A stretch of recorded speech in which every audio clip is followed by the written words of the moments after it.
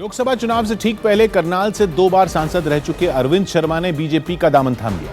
दिल्ली के हरियाणा भवन में मुख्यमंत्री मनोहर लाल खट्टर ने अरविंद शर्मा को बीजेपी की सदस्यता दिलाई और फूलों का गुलदस्ता देकर उनका पार्टी में स्वागत किया। बीजेपी में शामिल होने के बाद अरविंद शर्मा ने सर्जिकल स्ट्राइक का मुद्दा उठाते हुए कांग्रेस पर निशाना साधा।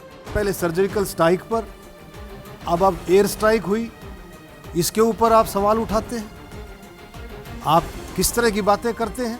लोकसभा चुनाव से ठीक पहले अरविंद शर्मा के बीजेपी में शामिल होने पर मुख्यमंत्री मनोहर लाल खट्टर ने खुशी जताई। इन्होंने इच्छा जताई कि मैं देश की सेवा अब मैं भारतीय जनता पार्टी के मार्ग से, रास्ते से करना चाहता हूं। हमने भी इनका स्वागत किया है। अरविंद शर्मा 2004 और 2009 में कांग्रेस के टिकट पर करनाल से सांसद बने थे, लेकिन 2014 में बीजेपी के अश्विनी चोपड़ा ने उनको हरा दिया। उस हार के कुछ महीने बाद अरविंद शर्मा ने बीएसपी ज्वाइन कर ली थी। लोकसभा चुनाव से पहले देश में पाला बदल पॉलिटिक्स की एक बयार सी चल पड़ी है। सियासी समीकरण तेजी से बदल रहे हैं और बड़े बड़े नेता अपनी पार्टियों को फाइनल लड़ाई से ठीक पहले गच्चा दे रहे हैं, जिसका सीधा असर आने वाले चुनाव पर पड़ना तय है। हर पार्टी की नजर दूसरी पार्टी के नाराज नेताओं पर है। कई नेता टिकट न मिलने की वजह से नाराज थे, चुनाव लड़ने के लिए झंडा बदलने तक को तैयार हो गए। पाला बदलने का खेल पश्चिम बंगाल से गुजरात तक चल रहा है। केरल से उत्तराखंड तक बड़ी बड़ी पार्टियों की जमीन खिसक रही है। महाराष्ट्र में भी भगदड़ मचती दिख रही है। हालांकि चुनाव से पहले पाला बदलने के खेल में पीछे कोई भी नहीं है, लेकिन नए चेहरों की सबसे ज्यादा भर्तियां बीजेपी में ही हो रही हैं। चुनावी बिसात के आखिरी दौर में अमित शाह की चाल सटीक बैठती दिख रही है, जिसने सबसे बड़ा झटका पश्चिम बंगाल में ममता बनर्जी की पार्टी को भी दिया है। ममता बनर्जी की पार्टी तृणमूल कांग्रेस से 4 बार के विधायक अर्जुन सिंह बीजेपी में शामिल हो चुके हैं, जो भाटपाड़ा विधानसभा सीट से चुने गए थे। उन्हें दिल्ली में बीजेपी मुख्यालय में पार्टी के पश्चिम बंगाल प्रभारी कैलाश विजयवर्गीय ने अंगवस्त्र पहनाकर सदस्यता दिलाई। बीजेपी में शामिल होते ही अर्जुन सिंह ने एयर स्ट्राइक का सबूत मांगने वाले ममता के बयान के बहाने उन पर निशाना साधा। ऐसा बयान से मैं इतना दुखित हुआ कि मैं किस व्यक्ति के साथ काम कर रहा हूं, जिसके लिए देश हित सर्वोपरि नहीं है, उसके लिए है उसका अपना वोटर, कैसे हम अपना वोट सुरक्षित रखें। इस स्थिति में उस पार्टी के साथ काम करना बहुत ही कष्टदायक था। एयर स्ट्राइक पर ममता के बयान को वोट बैंक की सियासत से जोड़ने पर कैलाश विजयवर्गीय बहुत खुश दिखे। उन्होंने पश्चिम बंगाल में ममता को और झटके देने का इशारा किया। मोदी जी के नेतृत्व में बंगाल में एक बहुत बड़ा परिवर्तन देख रही है और मुझे दिख भी रहा है। और ये जो अर्जुन सिंह, ये आज न कामा है न पूर्णविराम, लगातार अभी इस प्रकार का प्रवेश अभी जारी रहेगा। टीएमसी छोड़कर बीजेपी में शामिल हो चुके मुकुल रॉय ने भी अर्जुन सिंह के बीजेपी में आने को ट्रेलर बताया और कुछ ही दिन में पूरी फिल्म रिलीज करने का दावा किया।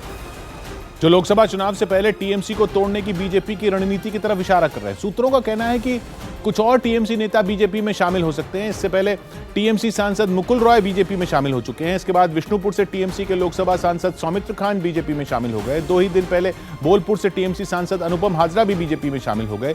कुछ रोज पहले ममता बनर्जी ने पार्टी विरोधी गतिविधियों का आरोप लगाकर अनुपम हाजरा को पार्टी से निकाल दिया।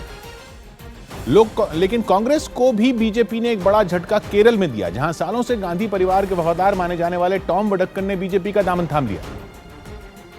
और दिल्ली में बीजेपी के दफ्तर में चल रही एक प्रेस कॉन्फ्रेंस में रविशंकर प्रसाद के ठीक बराबर वाली सीट पर बैठे दिखे। टॉम वडक्कन के बीजेपी में शामिल होने के बाद टीवी चैनलों के पास पहुंची ये उनकी पहली तस्वीर थी, जिसे देखकर हर कोई हैरान रह गया। पहले रविशंकर प्रसाद ने उन्हें बीजेपी का अंगवस्त्र पहनाया और फिर एक गुलदस्ता देकर बीजेपी में उनका स्वागत किया। न्यूज 18 से एक्सक्लूसिव बातचीत में टॉम वडक्कन ने साफ कहा कि एयर स्ट्राइक पर कांग्रेस के बयानों ने उन्हें पार्टी बदलने पर मजबूर कर दिया। पुलवामा पर अटैक हुआ, देश पर अटैक था, और जब हिंदुस्तान का सेना ने उल्टा वार किया तो आप ये पूछने लग गया कि भाई वो क्या किया नहीं किया। देखिए, देशभक्ति के सामने मुझे और कोई भक्ति नहीं है। साथ में ये भी कह दिया कि उन्होंने चुनाव लड़ने के लिए पाला नहीं बदला। केरल से बीजेपी में चुनाव लड़ेंगे बीजेपी की ओर से। अनकंडीशनल सपोर्ट है, मैंने कुछ नहीं मांगा, ना उन्होंने कुछ मुझे दिया। खाली हाथ आया हूँ, खाली हाथ जाऊंगा। लेकिन सालों तक कांग्रेस के वफादार रहे टॉम वडक्कन ने दिल्ली से केरल तक हलचल मचा दी।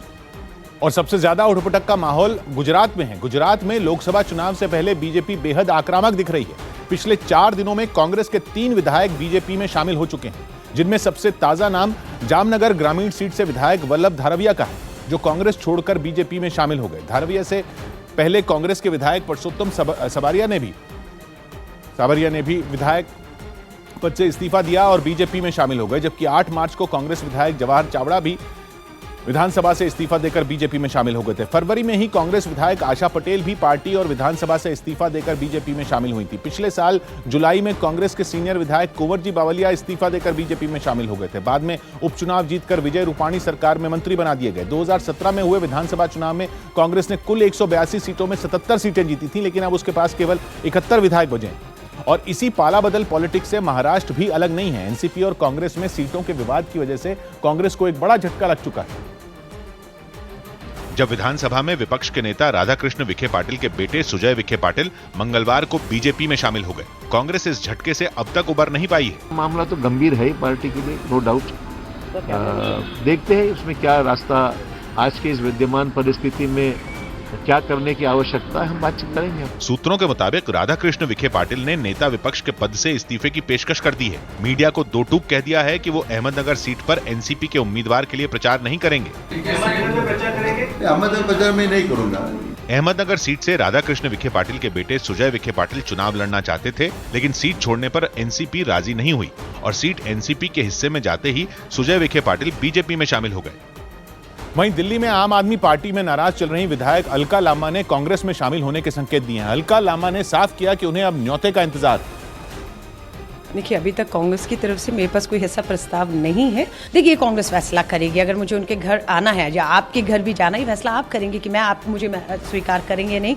बिन बुलाए मेहमान का तो कहीं भी स्वागत नहीं होता। ये प्रस्ताव आता है कांग्रेस की तरफ से, तो क्या जाएंगे? मेरे लिए ये बहुत बड़ी, अपने लिए मैं कहूँगी, मेरे लिए एक सम्मान की बात होगी, क्योंकि मैंने 20 साल कांग्रेस में दिए हैं। आज भी अंदर से पूरी तरह गांधीवादी विचारधारा से मैं संबंध रखती हूँ और पूरी तरह भाजपा की विचारधारा के खिलाफ मेरा पिछले 25 साल का संघर्ष रहा है।